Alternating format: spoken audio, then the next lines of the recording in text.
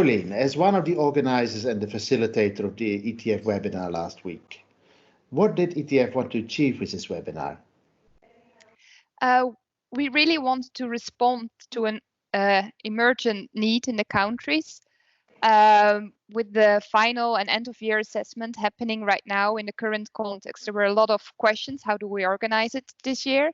It's a challenging topic. It's not so easy to change assessment from one day to another. It's complex.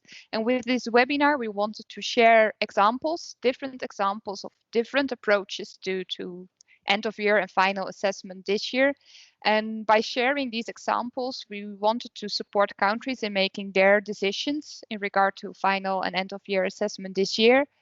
And also to help them if they had taken a decision already, to help them, support them in the further preparations. And there was also another objective behind it, because we know it's a challenging topic. It's not so easy to change assessment from one day to another. By sharing these examples, countries would feel that they were not the only ones struggling with this challenge, and we hope it also reinforced them in the choices they have made at this point. And there were quite a lot of different solutions of dealing with the situation. We saw that some countries were moving learning and assessment online, giving a stronger role to web providers. There was also some countries that have no final exam, but they award the diploma on the basis of modules. Then there were countries looking for how they could create a safe environment for an exam. And then there were also new developments, like introducing new types of assessment, such as the online practical research in Egypt. Which of these do you think will have a longer term impact? I think it really depends on the context. Like, the decisions are also taken in different contexts, but we can use this situation also as an opportunity to rethink final assessment, end of year assessment. And in that regard, there are some very interesting examples. If you think, okay, our assessment works perfectly fine for the purpose, maybe then postponing and maintaining and postponing are a solution.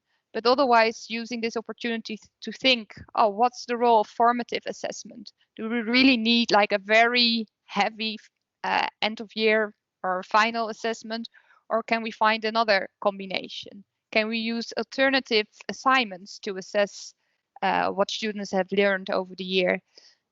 So I think what's sustainable depends on the context of a country. But I find it very interesting to see what's happening the next years and how the current experiences will be used to further reflect on the way we organize and the way we use assessment at the moment. And what are the next steps that you're planning?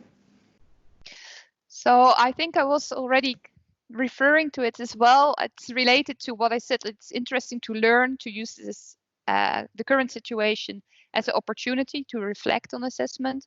And that's exactly what we would like to do as ETF as well. We would like to facilitate the discourse on assessment in general, looking at both formative and summative assessment by organizing webinars on both topics to see like how can we make better use of assessment, not just assessment of learning, but also assessment for learning.